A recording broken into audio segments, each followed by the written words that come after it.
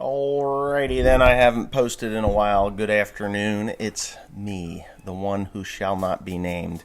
Anyway, yeah, I wonder why I shall not be named. Why did that come out? Well, it doesn't even matter. So anyways, got big changes coming. I would like to say the reasons why are quite simple. I'm back in the truck. My driver decided that he would quit on me in fear that my father would shoot him. Amazing. Just totally amazing.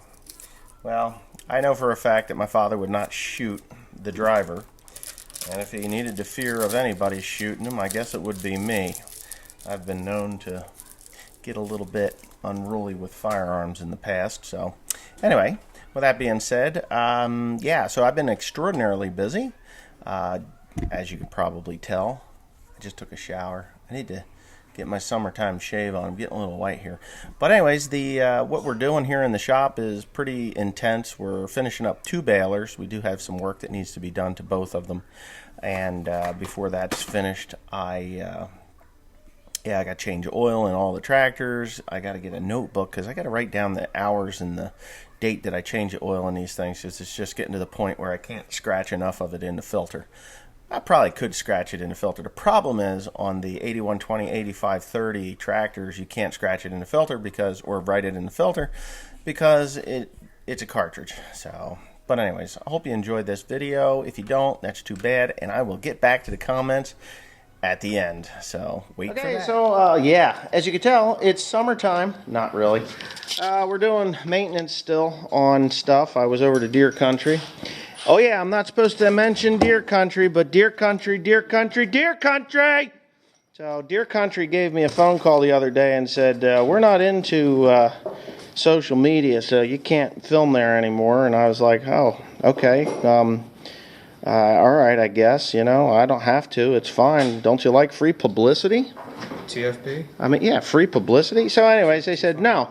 So with that, after I got off the phone with them, I was like, well, whatever. I don't have to film at Deer Country, but I was a little ticked off because what I filmed was my equipment going on my trailer with me driving. I have to edit that out. But a lot of editing.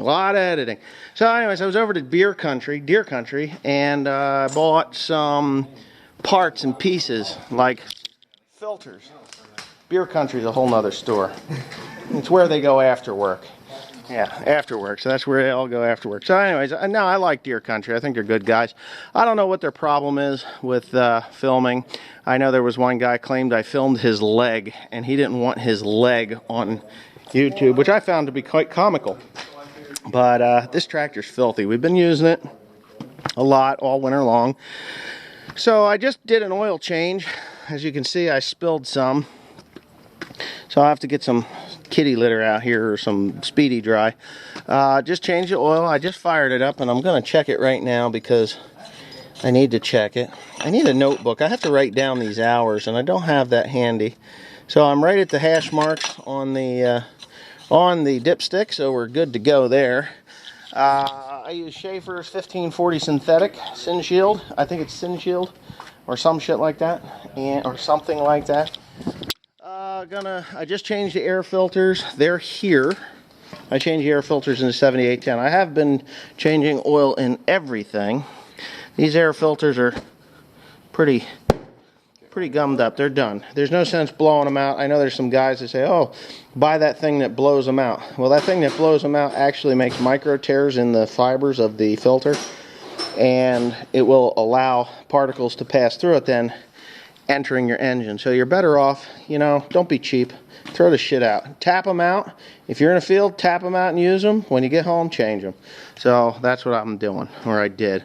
So this has got new air filters. 8530's got new air filters, new oil into it. Changing hydraulic filters on this one tomorrow and the 7810 tomorrow. Maintenance is cheaper than repairs. Oh yeah, you ain't shitting, it is. So yeah, so we're looking at these. Oh my god. Yeah, don't tell anybody. So anyway, yeah, that's their secrets to making a thing last forever. So these guys just got done putting the new pieces in the bale chamber there. This one here needs a little bit of work to it inside there. This one got done at Messick's, and they missed 2 plates of steel that are welded to the channels on the where those rails are for the last bail eject. And Cody and Joseph went and put in, hold on a second, I'm going to trip over a Subaru engine. There's a welder here, my welder. Did you guys run that through there? Oh, I see. So they put the new bar in here, right here. Are you guys missing something? I see bolts and stuff up top here. That's for that metal plate to your left. The tin needs to go on. Oh, the tin needs to go on. Well, okay.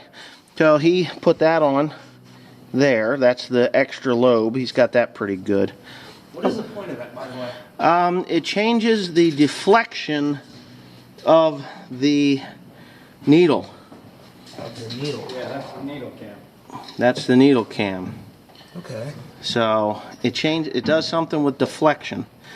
So what I would think is it allows the roller to stay high longer and then come down after the needles are back down a little farther. And it removes the knot, the second knot or the starter knot for the next bail easier, which is a good thing because that's the knot that always causes problems. Let me get down from here. Did you hit your head? Where's that thing you're missing? What thing? Well, you said you got to put something on. The tin's back there. Oh, it's back there? Okay. You know that's different than the other one? Really? What's different? The string goes through that tin. On the other one, it doesn't go through the tin. Right. It goes through the. Eyelets? Mm-hmm. Yeah, right. This one don't have those eyelets. I knew that. Oh, apparently they didn't change the eyelets on this one, so I turned them because they weren't turned yet. Which ones are you talking The about? ones behind the knotters. Oh, those back there? Those back there, they didn't replace them. Okay.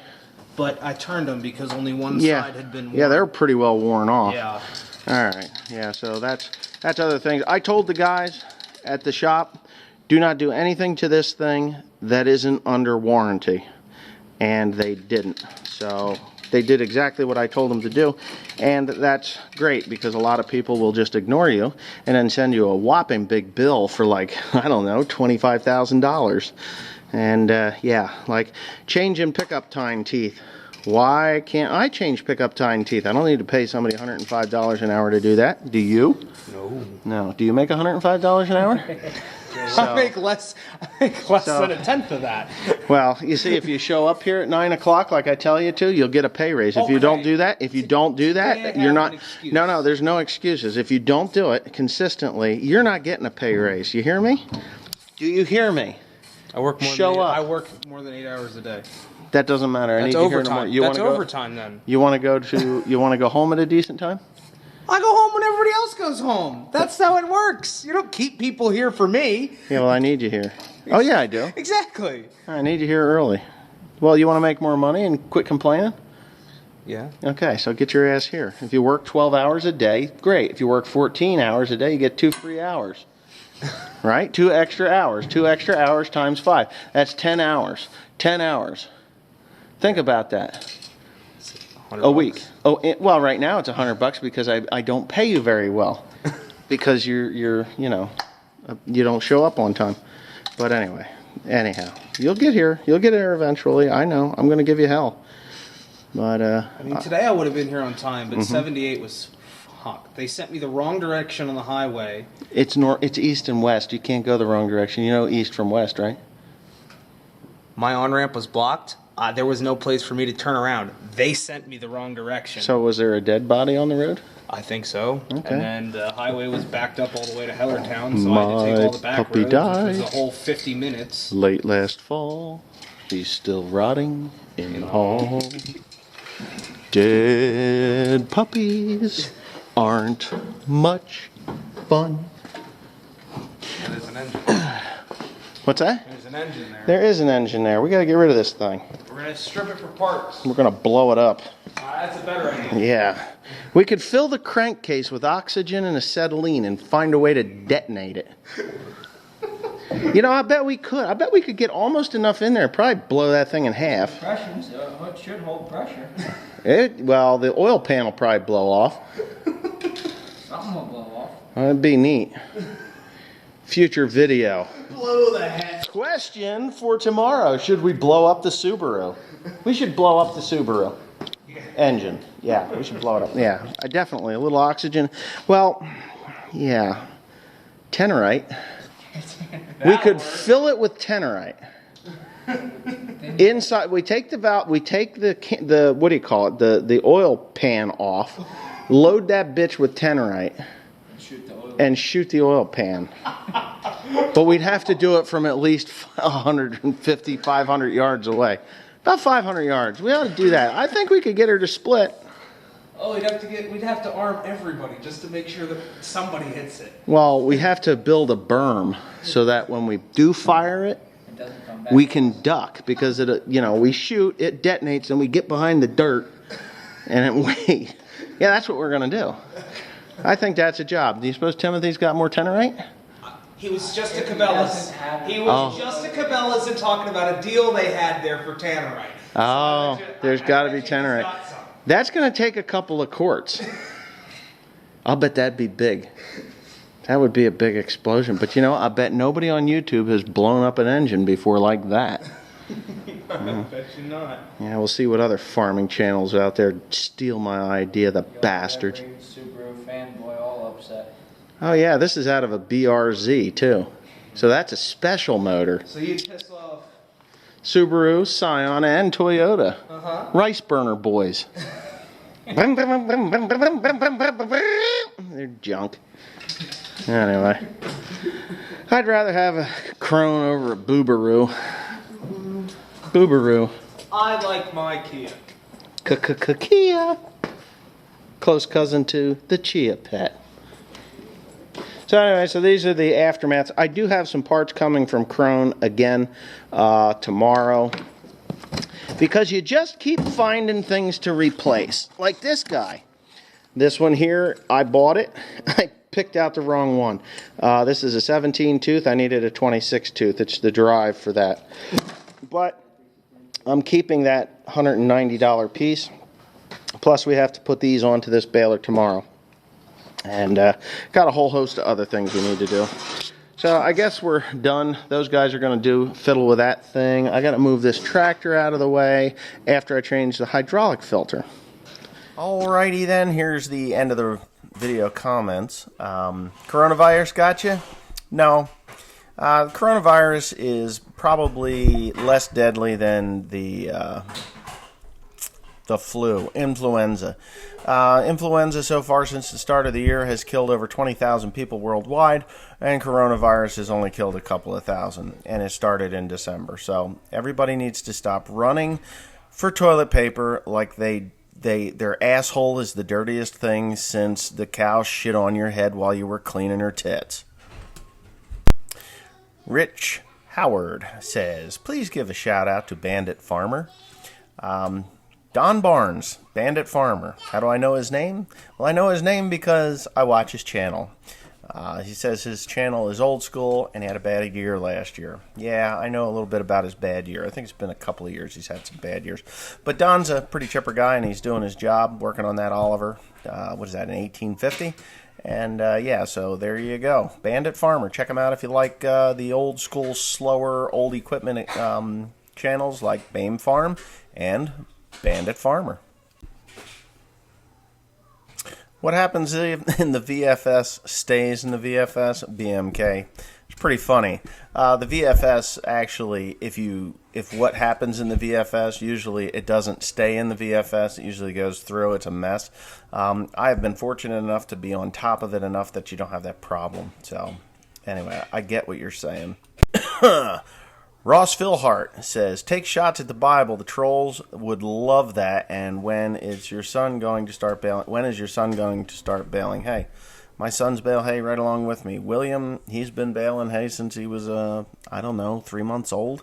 So, yeah, no, I'm not actually going to take a shot at the Bible. That was just something I said, don't take me too seriously there. Chris Nolan 1 actually gave me a really good idea. will you be doing a side-by-side of the balers comparing your work to the factory work or the work of the dealership? Wasn't thinking of it, but we'll see which one fails first.